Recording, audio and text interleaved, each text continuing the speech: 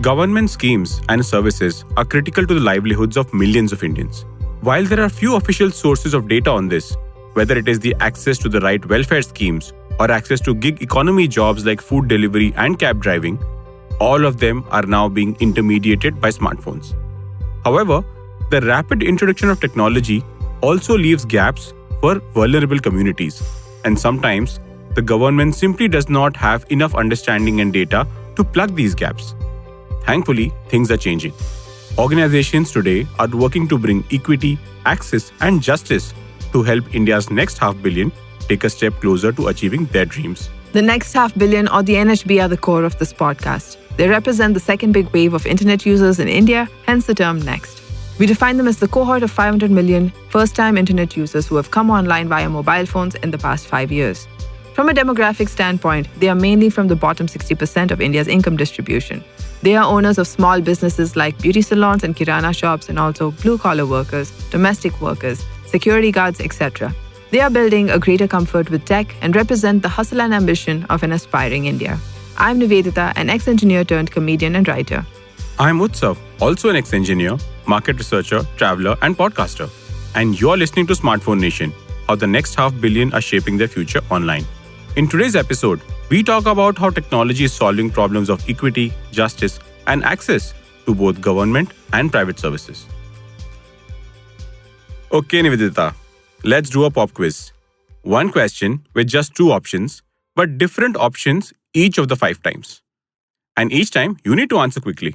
Let's go. Which of these countries has a higher child mortality rate? Sri Lanka or Turkey? Sri Lanka. Poland or South Korea? Poland. Malaysia or Russia? Russia. Pakistan or Vietnam? Pakistan. Thailand or South Africa? Thailand. Congratulations. You are smarter than a chimpanzee. Debatable. They peel bananas better than me. Okay, you're going to love this then. What if I told you that you are also smarter than professors from Sweden? Wow, is it my birthday or something? This is so suspicious. What do you want from me? What is this about? These exact set of questions were asked by Hans Rosling, a Swedish physician, academic, and public speaker. He asked these questions to undergraduate university students and professors. The students, on average, got 1.8 answers right. The professors got 2.4. And you, my friend, got 3 of them right. I should buy a lottery ticket today. But what is the point of these questions? Hans Rosling was the founder of the Gapminder Foundation, which developed software to promote the use of data and visualization to explore developmental issues. He gave a TED Talk about this that has 3 million views on YouTube and over 15 million on the TED website. So he's saying we don't know enough about the world. I mean, sure, I can believe that. No, his point is different. He says that the problem is not ignorance, but preconceived notions. Because let's face it, both you and I know nothing about child mortality worldwide. And yet, we made judgments based on our perception of these countries. And I'll admit, at least you got 3 right. I got 2. A chimpanzee is smarter than me. Cool. And you're the smart one in this podcast. But I can see why this is a problem, especially if such biases are held by people who make decisions about policy and development. Their blind spots and preconceived notions can have a significant impact. See, I told you that you were smarter than Swedish professors. You have rightly identified the problem. Today, major institutions, including the Government of India, the United Nations, and the Asian Development Bank, are spending less than 5% of their total funds on database planning. And within this, there are 2 specific gaps. And what would those be? I imagine one of them at least is not having enough data about the people. I mean, India's census is only conducted once every 10 years. Yes, but that's not all. Here is Tariq Mustafa, an investor with Omidyar Network India, an impact investment firm which invests in this space, talking about the challenges with policymaking, implementation, and feedback. If you step back and think of our policy processes and how policies get made, how feedback gets incorporated, the sales cycle and the learning cycle to policy is really, really long. You try and implement a policy, some people go out and really smart researchers go out and do a research paper, comes out in 6 months' time. You then go and present it to the senior bureaucrat. Some of those ideas get accepted, some of them drip down into the people actually implementing the changes. The policy reform cycle is really, really long, all right? The idea really was, look, how do we get real-time feedback to the people in the government who can make real-time changes to address, sort of service delivery or scheme delivery. So that's the broad problem statement. Like, how do we learn quickly and change our implementation, as governments change implementation, so that things get fixed and addressed quickly rather than over a 2-3 year period? Consider the 2-3 year period Tariq is talking about. The National Health and Family Survey, or NHFS, is conducted once every 3-4 years and is the single largest, most comprehensive data source for policymakers on the state of national health. It captures everything from the blood pressure to access to women's reproductive health services to vaccination. And now, compare it to the life of a child. Inability to access critical health services in the early years could have long-lasting effects on its health, and policymakers would be aware of such gaps almost 5 years later by the time the survey data is published. Okay, so while the data is still useful, the ability to make a real-time impact is lost. But how do you make sure the data is available to the government and policymakers in real time? This is one of the problems Ritvika Bhattacharya, the co-founder of Ankaha, set out to solve. Ankaha is a social enterprise that leverages data to improve decision-making, which would in turn lead to better on-ground implementation. Armed with a degree in public policy and stints at the World Bank and the UN, coupled with on-ground experience in India, she quickly understood the challenge and the potential solution. Here's Ritvika talking about one such experience from the Balasore district of Odisha. The importance of data and the lack of it or a limited use of it at a local level. And so what we said was, can we take data-driven governance and insight to a local, a district level, a ward level, a state level even, where there was limited information back in 2015. So we started this program in Odisha where we said we're going to go to a household level and we will actually ask in a district called Balasore whether or not you were getting public services. And if you were, what were you getting? And if you weren't, what was not available to you? And what we quickly realized was that when it comes to things like census or, census SECC data, when it comes to things like even state level information, the data we are collecting is with long gaps in between. Like the best case scenario, you'll get a survey happening at an annual level, but so much changes, especially in a country like India. And the reason Ankaha came about was with the thought that we need to keep data and information and quantifiable information at the core of decision making in governance. And through the Balasore experience, what we saw was when we were able to provide the district collector's office with information to a granular level saying Matru Vandana Yojana is only accessed by 20% of women, when in fact there's another 80% cohort who's eligible but doesn't find value. It really switched out the level of impact that it had, because you could see execution really benefiting from that level of granular data. And what we started to do was start to build tools, start to build tech tools, but also start to build processes to make sure that at a hyper local level, you were able to use data effectively and actually affect decision making in the process. I am completely on board with the idea of having the right data to improve decision making. But once the issue has been identified, what about actually accessing these services? Given the complexity of India, our process and rules are also complex. And many people find it hard to even apply for services which they are eligible for. You're on point about that. Ankaha is trying to solve this with a unique citizen-led approach. Instead of always relying on service providers to solve problems, it includes the local community. Here's Ritvika talking about it. We're increasingly trying to come up with tools which balance that benefit of getting quantified insight with what is culturally applicable. So for example, one of the things that we have is we came up with an app called Jano.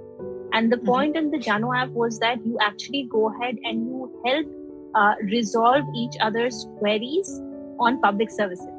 So for example, if I am not able to get access to Aavas Yojana, I'll put in something online and I'll say, hey, Aavas Yojana, I'm not able to get the benefit. Can someone help solve it?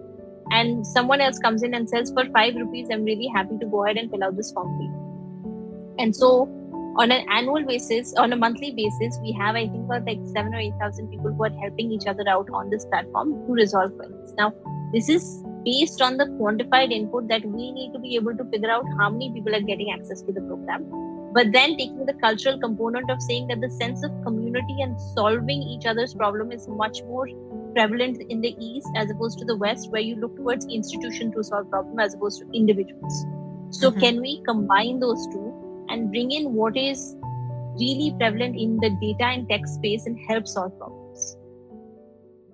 This helps complete the loop, doesn't it? From data collection through surveys to designing dashboards which reflect this, and any other publicly available data. The last mile is the Jano India app, which then allows citizens to help each other access services that they have rights to. We spoke to Soichitra Monglang, who is the Sarpanch of Sengsap village in Arunachal Pradesh. She lives in a large joint family and serves a population of 240 people. She has been the Sarpanch for the last 3 years. This is her experience of using the app to help her constituents.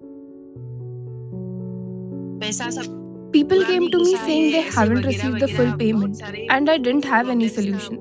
Then one day, Jano app was introduced at our place. All those problems were solved through Jano app. Naveen Kumar, a senior associate at Ankaha who works closely with Soichitra, also talked about how apps like Jano are helping remote rural communities access benefits and services. The response to any informational query is provided by our internal team at Ankaha. However, procedural queries such as non-receipt of payment, non-allotment of work, changing location, or geotagging are resolved with the support of the administration. These solutions do not require them to come or go anywhere. Until you find yourself in this problem, you don't realize the gravity of the problem. Here's Naveen again. The Jano app is helpful because there is a significant transition cost for beneficiaries to travel from one place to another. Let's say someone is a beneficiary of Manrega and is entitled to receive 216 rupees. If they are stuck and need to visit the registration office, say, twice, the cost would be 400 rupees. For some, a single visit could also cost 400 rupees, making the opportunity cost so high that people might not even raise complaints. Through the Jano app, we are able to resolve this problem. If this is the case of a small village in Arunachal Pradesh, imagine the potential it holds for the entire country. Once you have the data of all these citizen interactions and surveys, one can pinpoint the exact gap in why the service is not being availed. So hypothetically, it's one thing to say that people are not using the Aadhaar portal. But a lot more useful is to say, I'm not using it because I cannot get OTPs immediately in my village since the network is patchy. So a 5-minute validity of an OTP simply does not work. I just checked out the app, and it is available in 8 Indian languages, which would reduce barriers. I can see why the next 500 million could benefit from this. But what about policies which affect people but are not exactly designed by the government? Today, citizens derive benefits and income from the private sector as well. How does the next 500 million connect with private enterprises which impact their lives? We will get to that, but right after this short break.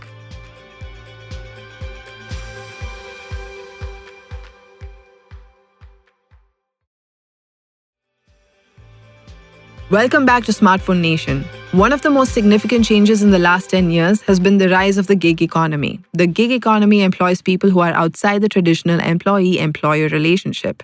These would be platform-based gig workers, such as those who work in delivery for food delivery apps or as drivers for ride-hailing apps.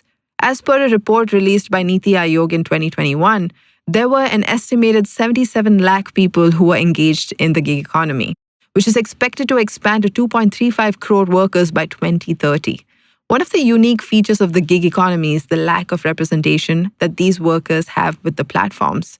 Oh yes, I get what you are saying.